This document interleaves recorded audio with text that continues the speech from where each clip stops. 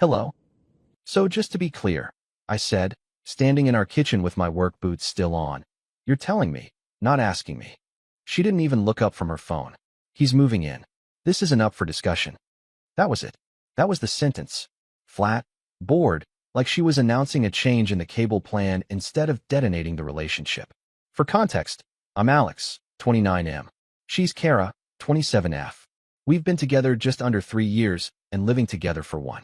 The apartment is technically ours, but my name is on the lease, my credit got us approved, and every utility runs through my accounts because she hates dealing with that stuff. I work full-time in logistics. She freelances between projects, which mostly means late mornings and a lot of phone scrolling. She was referring to? Her ex Ryan. The one she swore was toxic. The one she blocked. The one whose name used to make her roll her eyes and say, "Ugh, never again." Apparently never again now meant bring him into the apartment I pay half of. I asked why. She sighed dramatically, finally looking at me like I was a slow child. Because his lease ended, and he needs a place. And honestly, you're being really unsupportive right now. Unsupportive. That word again. It was her favorite when I didn't immediately fall in line. I asked how long he'd be staying. She shrugged. However long it takes. Don't be weird about it. Don't be weird about my girlfriend's ex moving into our 1-bedroom. I stood there, keys still in my hand, feeling something very specific click into place. Not anger. Not heartbreak. Just clarity. The kind that shows up when someone finally says the quiet part out loud. I said, calmly, "Neither is my exit." She laughed. Actually laughed. "Okay, Alex. You're being dramatic. You'll get over it." She had no idea I already had. She thought my silence meant surrender. That was the pattern with us. If I didn't argue, she assumed I'd fold. That night, she ordered takeout for herself only. Didn't ask if I wanted anything. Ate on the couch with her feet up, texting nonstop, probably him. I went into the bedroom, shut the door, and sat on the edge of the bed staring at the wall. Not spiraling. Planning. People always think the breaking point is loud. Screaming, crying, slammed doors. For me, it was quiet. It was realizing I didn't feel the urge to convince her anymore. Around midnight, she poked her head into the bedroom. "You're being really cold," she said. "I don't like this energy." I nodded. "I hear you." That seemed to irritate her more than yelling would have. "So you're just what, pouting?" "No," I said. "I'm listening." She rolled her eyes and went back to the couch. The next morning, I woke up early like always. She slept in. I made coffee, sat at the kitchen table, and opened my laptop. First thing I did was pull up the lease portal. Month to month. My name only. There was a button labeled Remove Tenant. I didn't click it yet. I just looked at it. Let it exist. Then I logged into the utilities. Electric, internet, water, all under my name. All on autopay. All easily adjustable. I went to work like nothing was wrong. Answered emails. Took meetings. Smiled at the right times. The calm freaked me out a little, but it also felt clean. When I got home, Kara was in a great mood. "Too good. Ryan's coming by tonight so we can talk logistics," she said, like she was announcing a plumber. I told him, "You're chill." That was the moment. Not when she said he was moving in. Not when she dismissed me. This. Her assuming my compliance was permanent. I said, "Okay." She smiled, satisfied. "See? That's all I wanted." She had no idea that was the exact second I stopped being her roommate, her boyfriend, her safety net. Ryan arrived at 7:14 p.m. with a duffel bag and that awkward half-smile men give when they know they're somewhere they don't belong. I shook his hand. Polite. Brief. Then I picked up my keys, wallet, and jacket. "Where are you going?" Kara asked, confused. "Out," I said. I didn't say when I'd be back. I didn't actually go far. I sat in my car in the parking lot across the street, engine off, lights out. From the third-floor window, I could see the glow of our living room lamp. My lamp. The one I bought when we moved in. I watched Ryan drop his duffel by the couch. Watched Kara hand him a beer. Watched them sit too close, knees angled toward each other like muscle memory never really left. I didn't feel jealous. That surprised me. Mostly I felt removed, like I was already watching a past life through glass. After about 20 minutes, my phone buzzed. "Kara, where did you go?" "Kara, this is awkward." "Kara, can you come back and not make it weird?" I didn't respond. Instead, I opened my banking app. Rent had already cleared for the month. Utilities were scheduled to draft in 5 days. Plenty of time. I texted my friend Mark. "You still got that spare couch?"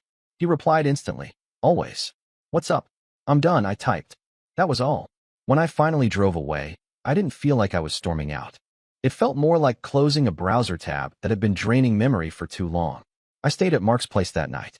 Slept harder than I had in months. The next morning, Kara's messages started early. Kara, we need to talk.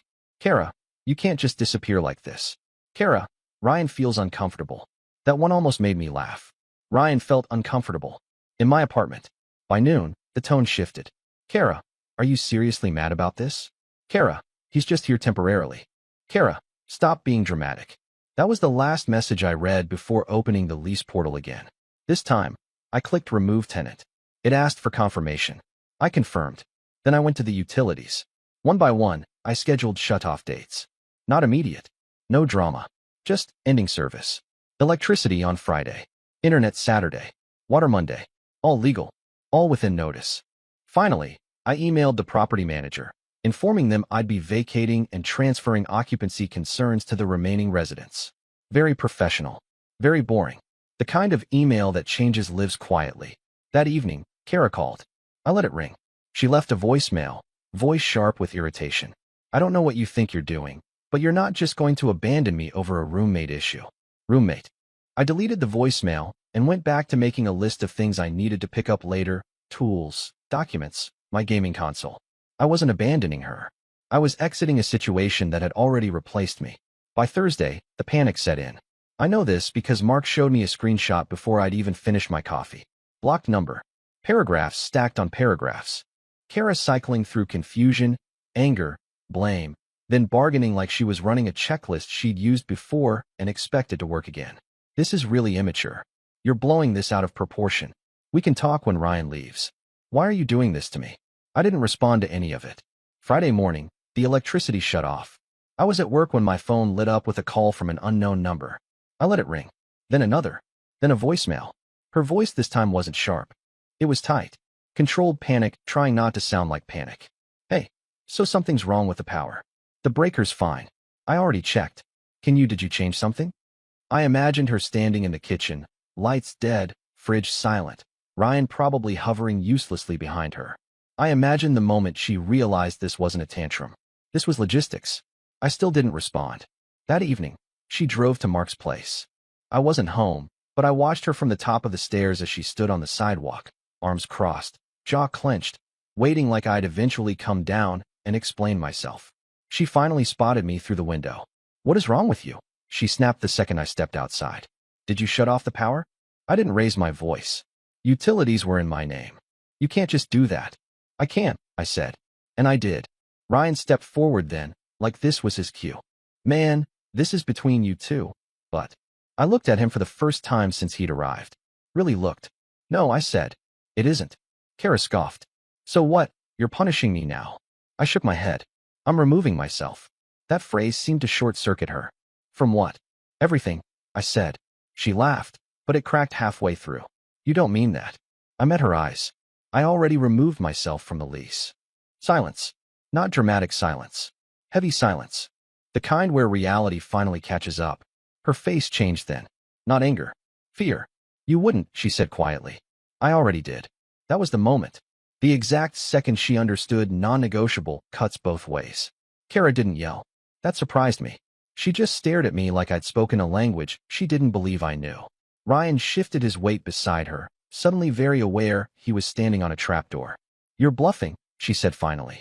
You always cool off. I checked my watch. Internet shuts off tomorrow.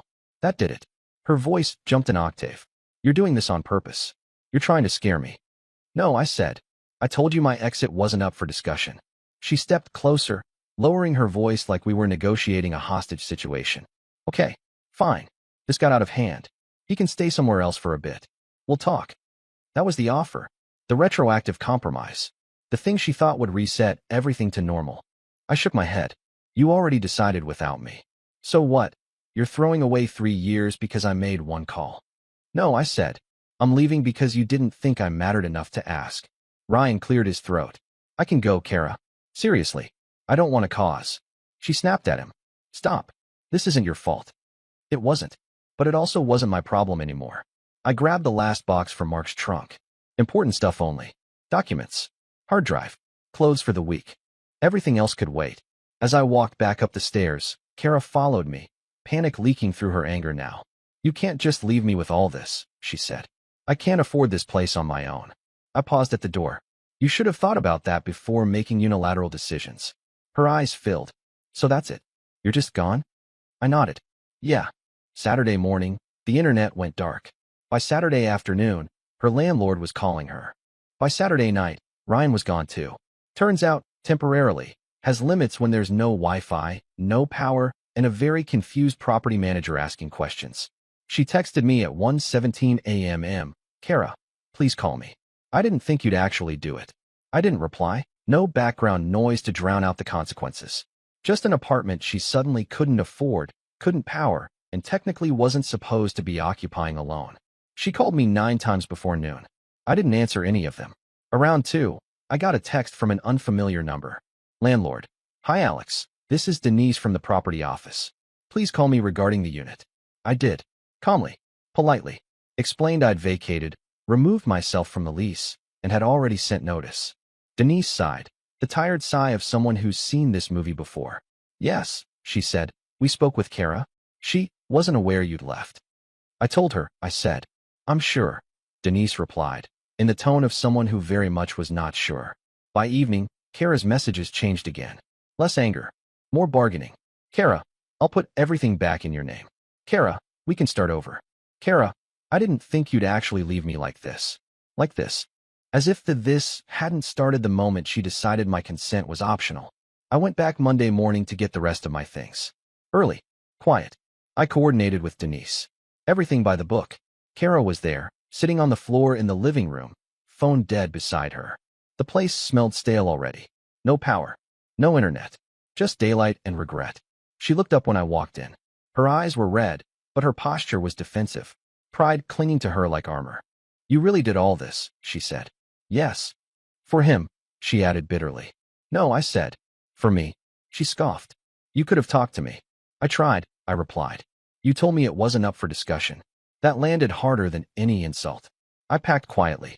She followed me from room to room, narrating our relationship like a highlight reel, pointing out memories like they were receipts I owed her for. You said you wanted a future. I did. So this is how you fight? I'm not fighting, I said, lifting the last box. I'm leaving. At the door, she finally broke. You're ruining my life, she whispered. I looked at her, really looked, and felt nothing but distance. No, I said. I just stopped supporting it. And then I walked out. 3 weeks passed. I know the exact number because that's how long it took for her tone to fully rot. At first, it was remorse. Long texts. Voice notes she knew I hated. Apologies padded with, I didn't realize, and I never meant. Then came entitlement. Then anger. Mark forwarded me a screenshot one afternoon while we were eating lunch. Blocked number. Same one.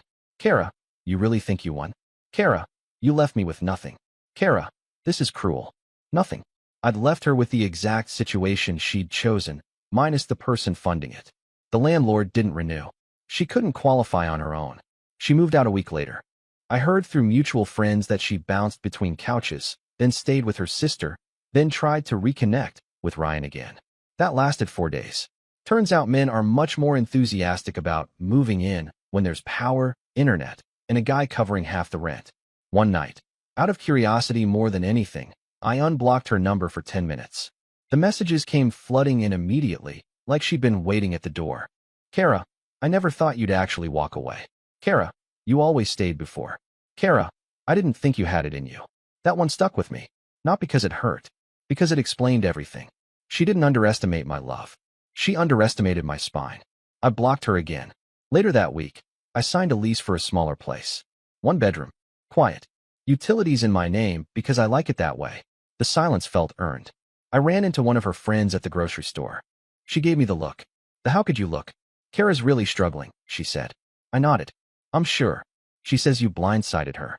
I smiled politely. Funny. She said the same thing about moving her ex in. The friend didn't have a response for that. Funny how non-negotiable only sounds fair when you think you're the only one allowed to say it. About a month after everything collapsed, she tried a different angle. Not apology. Not anger. Nostalgia.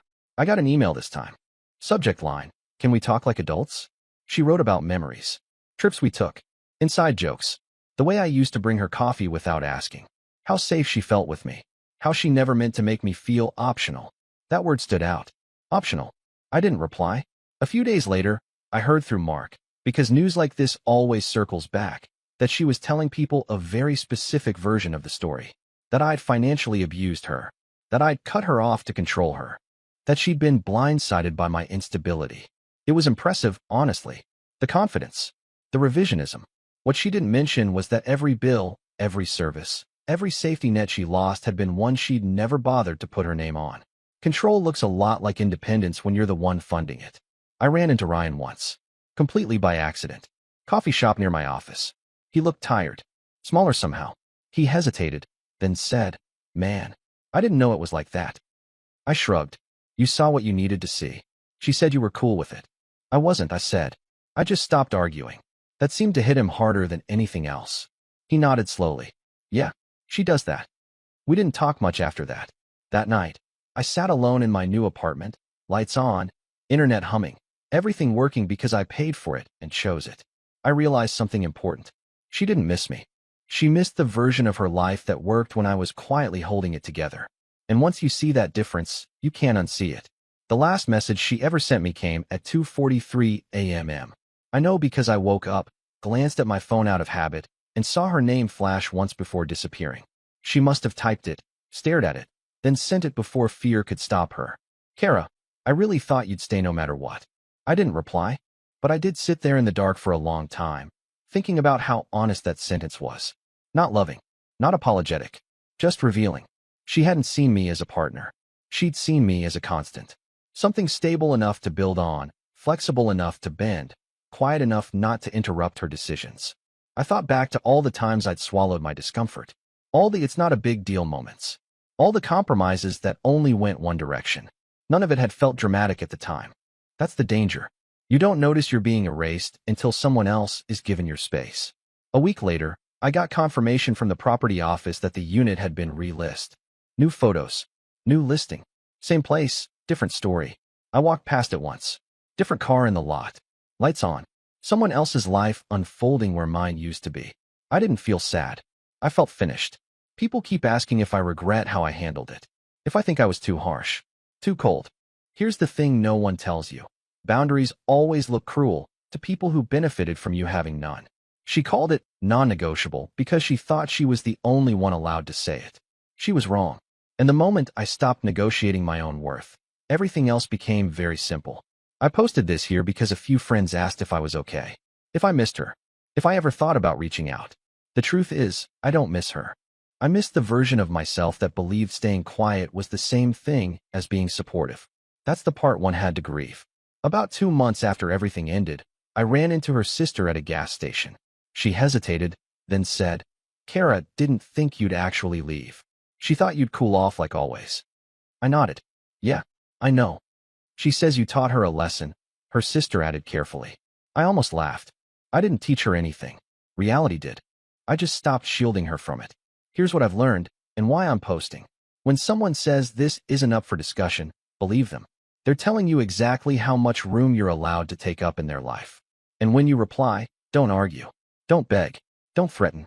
Just decide whether you're willing to live inside that sentence. I wasn't. I removed myself from the lease. I shut off the utilities.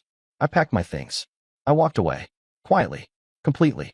And for the first time in a long time, nothing in my life feels negotiable anymore. Bye-bye.